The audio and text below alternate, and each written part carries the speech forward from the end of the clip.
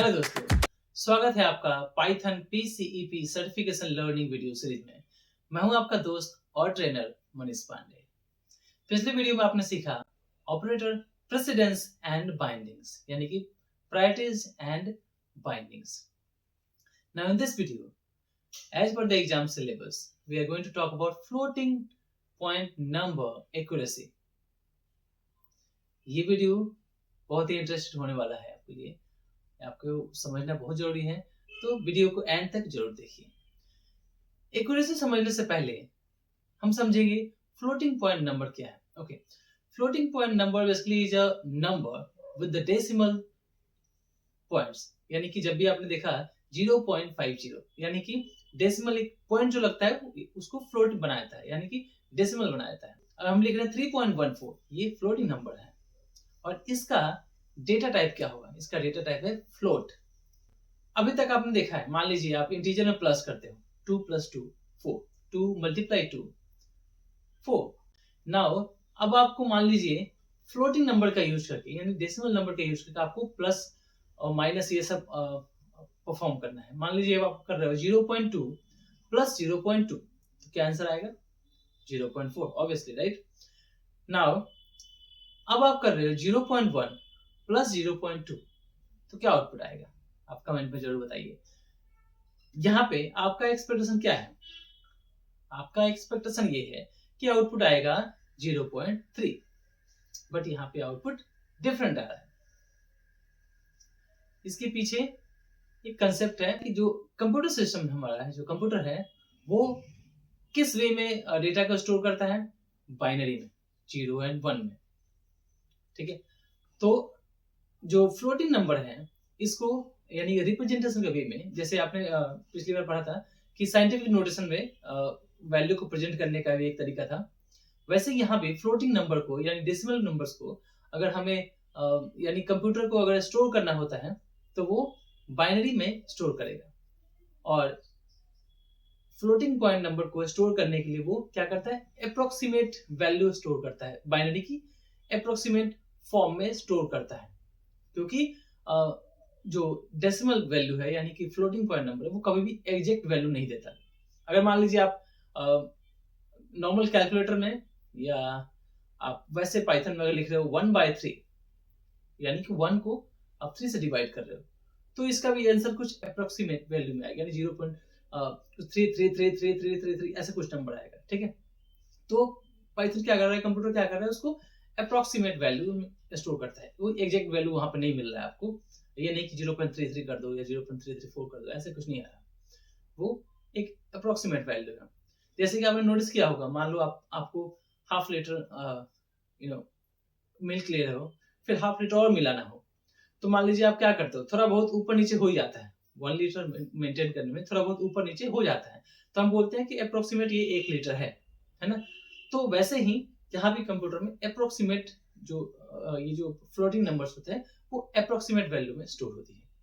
ठीक है, अब जो मैंने बोला था 0.1 + 0.2, इसका क्या आउटपुट आएगा, इसको प्रैक्टिकली हम समझते हैं। तो जैसे हम यहाँ पे टाइप कर रहे हैं 0.2 + 0.2, आंसर क्या आया है? 0.4।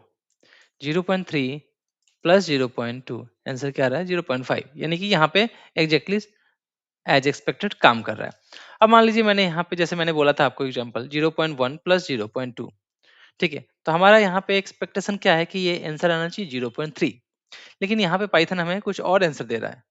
जैसे ऊपर दिया था वैसे यहाँ पे नहीं है, यहाँ पे आ रहा है 0.3 0.0000004, ऐसे कुछ आ रहा है। ऐसा क्यों? ये इसी कारण से क्योंकि फ्लोटिंग नंबर्स जो है वो बाइनरी फॉर्म में स्टोर होता है, और ये अप्रोक्सीमेट फॉर्मेट में यानी उस फॉर्म में स्टोर हो रहा है। सभी फ्लोटिंग नंबर्स को एग्जैक्ट वैल्यू में स्टोर नहीं हो रहा है, एग्जैक्ट बाइनरी फॉर्म में स्टोर नहीं हो पा रहा है। तो ये क्या करता है, इसको अप्रोक्सीमेट वैल्यू देता है। अब इसको इनफाइनाइट नंबर्स में ले जाने से बेटर है कि इसने क्या किया, एक फिक्स नंबर दे दिया कि यहाँ तक चलो हम जा सकते हैं, because of the limit of the computer memory. ठीक है, जैसे आप अगर यहाँ पे लिखते हो 1/3, तो इसका भी आउटपुट कुछ ऐसे ही आ रहा है 0.3333। अब ये कहाँ तक ले जाएगा? इनफाइनाइट में तो यहाँ टाइप नहीं कर सकते ना, कुछ लिमिट होती है इसकी, है ना, कि कितना तक स्टोर कर सकता है। आपके बिट के हिसाब से 32 बिट है उसके हिसाब से, या 64 बिट्स है, या कुछ तो उसकी लिमिट होगी, है ना? या आप कैलकुलेटर में भी अगर आप यूज़ कर रहे हो, अगर आप ऐसे डिवाइड करोगे 1 डिवाइड बाय 3, यहाँ भी कुछ ऐसे ही आउटपुट आता है, ठीक है? तो सेम इसी तरीके से यहाँ भी पाइथन स्टोर कर रहा है वैल्यू को, लेकिन उसकी एक लिमिट है। उसने लास्ट बोल रहा है कि मैं यहीं तक आपको वैल्यू, अप्रोक्सीमेट वैल्यू दे दे सकता हूँ, ठीक है? अब मान लीजिए ये जो आउटपुट आ रहा है, अब मैं जैसे एक और दिखा रहा हूँ, ये सिर्फ एक नंबर के साथ नहीं है। मैं अगर बोल रहा हूँ 0.6 0.7, यहाँ भी वैसे ही प्रॉब्लम है। अब मैं अगर बोल रहा हूँ कि 0.1 मल्टीप्लाई 0.2, यहाँ भी सेम वही प्रॉब्लम है, ठीक है? अब इसको फिक्स करना है, और क्यों फिक्स करना है? मान लीजिए पाइथन में हम कोडिंग लिख रहे हैं और हमारे पास जो वैल्यू आ रही है वो फ्लोटिंग पॉइंट में आ रही है, तो हमें इसका ध्यान रखना पड़ेगा। अदरवाइज आप देख रहे हो, आप मान लो ऊपर 0.4 आ गया आउटपुट जैसा हमें चाहिए, लेकिन 0.1 प्लस 0.2 का एग्जैक्ट आउटपुट नहीं आ रहा जैसे हमें चाहिए, तो आगे जाके आपका प्रोग्राम फेल कर सकता है। समझ में आ गया? मान लीजिए मैं यहाँ बोल रहा हूँ a equal to 0.1, b equal to 0.2, ये मेरा ऊपर से इनपुट आ रहा है यूजर की तरफ से। अब मैं यहाँ पे चेक कर रहा हूँ कि क्या a plus b double equals to 0.3 है। ये मेरा प्रोग्राम है, तो ये बोल रहा है कि फॉल्स है, नहीं, जबकि ये होना चाहिए था 0.1 प्लस 0.2 0.3 होना चाहिए, लेकिन हुआ नहीं। अगर मैं इसी को a में करता हूँ 0.2, और अब मैं इसको कर सॉरी अब मैं इसको यहाँ पे 4 कर रहा हूँ, तो ये ट्रू आ रहा है क्योंकि यहाँ पे सही काम कर रहा है। तो हमें इसको फिक्स करना पड़ेगा, इसको एक्यूरेट करना पड़ेगा। कैसे करें? तो मान लीजिए जैसे इसको हमें हैंडल करना है 0.1 0.2 वाला, तो मैं क्या करूंगा, यहाँ पे एक कोड लिखूंगा राउंड, और फिर मैं यहाँ पे डालूंगा 0.1, यानी कि सॉरी मैं ऐसे करता हूँ, हाँ सॉरी 0.1 प्लस 0.2, ये मैंने ले लिया जो हमें प्लस करना है। तो ये ए और बी भी हो सकता है, लेकिन मैंने वैल्यू चेंज कर दिया था इसलिए मैं डायरेक्टली यहीं पे दिखा देता हूँ। कॉमा राउंड फिगर में मतलब कितना लेना है मुझे डेसिमल के बाद, तो 1। तो मैंने यहाँ पे 1 किया, और जैसे ही करूंगा एंटर, तो हमारे पास वही एग्जैक्ट आउटपुट आ गया जो हमें चाहिए था 0.3। तो जब भी आप फ्लोटिंग पॉइंट पे काम करो, तो आप इसको यूज करो, ठीक है? दूसरा एक और है, फ्रॉम डेसिमल इंपोर्ट करूंगा यहाँ से डेसिमल को। नाउ अब मैं यहाँ पास करता हूँ a इक्वल टू, मेरे पास वैल्यू था 0.1, इसको मैं पहले डेसिमल में इसको कन्वर्ट करूंगा, और इसको कर दूंगा सिंगल कोट में, ठीक है? नाउ b इक्वल्स टू मैं वही डेसिमल वाला यहाँ पे लिखता हूँ, लेकिन कैपिटल D करना पड़ेगा तब जाके काम करेगा। नाउ सिंगल कोट में 0.2, तो हम उस वैल्यू को ऐसे ही पहले स्टोर करेंगे। अब मैं यहाँ पे प्रिंट करके दिखाता हूँ आपको, प्लस b कर दूंगा क्योंकि ऑलरेडी a और b में हमने डेसिमल कन्वर्ट कर रखा है। अब जैसे ही हम प्रिंट करेंगे आउटपुट हमारा गया 0.3।